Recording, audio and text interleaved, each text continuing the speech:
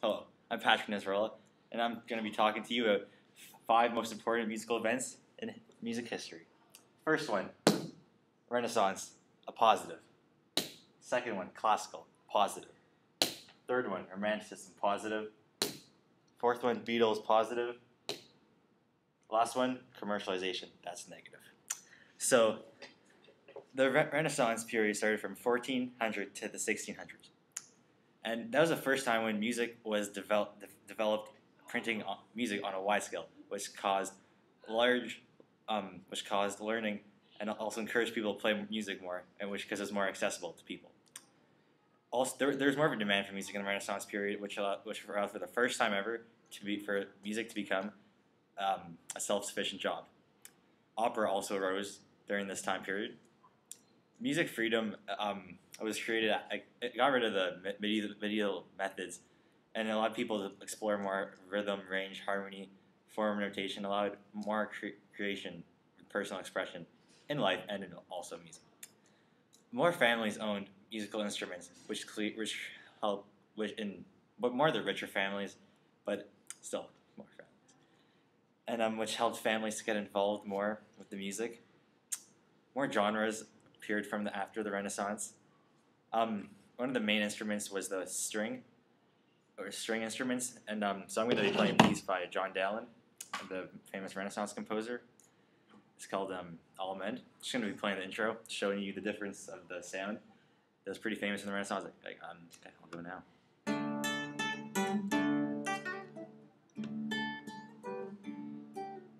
I just make the ponticello, the snappiness, the nice smoothness. Okay, so the next one is talking about the classical period. That ran from 1750 to the 1830s. The size of the orchestra increased during that time, which created more jobs in different spots for the orchestra. The classical period was more about simplicity rather than complexity. It was mainly a homophonic, which means a chordal accompaniment, and more musical things came into play, like the melodies, rhythms, use of dynamic, crescendos, diminuendos. When you get louder, crescendo, diminuendos, you get lower, softer. The harpsichord was replaced by the piano at that time. Some of the most famous composers, Mozart, Beethoven, Haydn. So I'm playing this song by Bach. It shows the two. It shows that I'm going to do between the treble part and then the bass part, and then he mixes the two together to make the one song. So this is the treble part.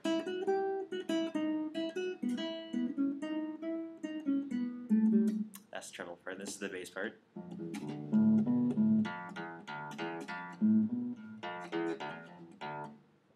And then the two together.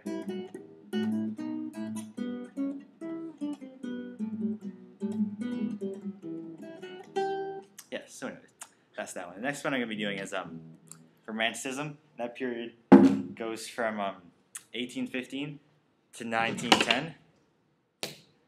And that's when pieces were people were starting to understand musical pieces a lot better. And that was because of music theory is becoming more important role in music. People started playing music with a lot more passionate expressions, using a lot of emotions when they played. And the way you play with more passionate expressiveness, it shows what kind of person you will by the way you played your music. And also in this time period, people are starting to recognize composers just by listening to the song, like by the characteristics, the way the composer made his music. So people started realizing that. Also, music attempted to increase the Renaissance, Romanticism. Music attempted to increase deeper human thoughts, emotional expression, and feeling in human life. That was one of the major of the Romanticism. Also, freedom in the way to create the song from the person.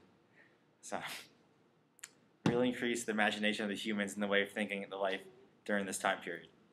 Also, more of an emphasis was put on technique, and shows how the music development and technique of music theory become more important as years go on. Performance shows his genius through how he interprets the song. So I'm going to be showing you a song called Romanticism. It's by Anonymous, so of course no one knows who it's by. Yeah, and so yeah, playing the song.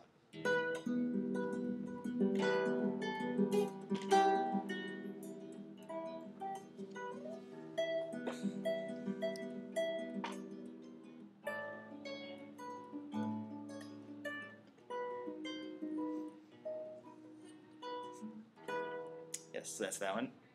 And the next one I'm going to be talking about, the Beatles, which is a positive.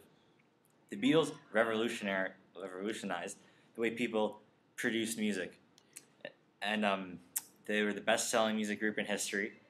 They were the first band to ever start making music videos.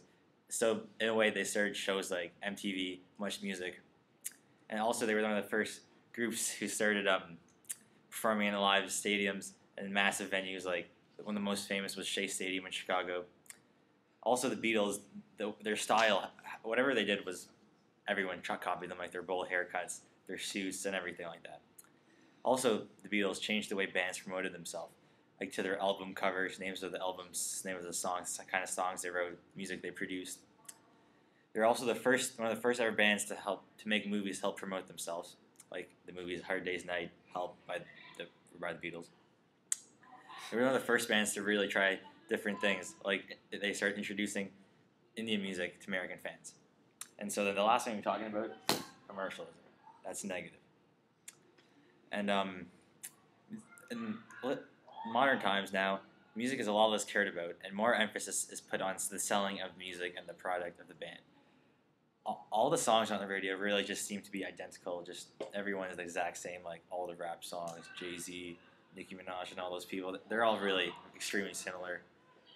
And really, the only artists you hear on the radio are the ones that are commercially successful. Not their music is good, just that they are commercially successful.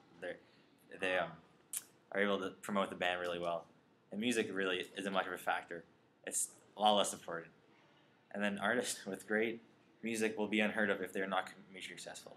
So that's unfortunate. So I am Patrick Nasrallah. I hope you enjoyed this video. Stay classy.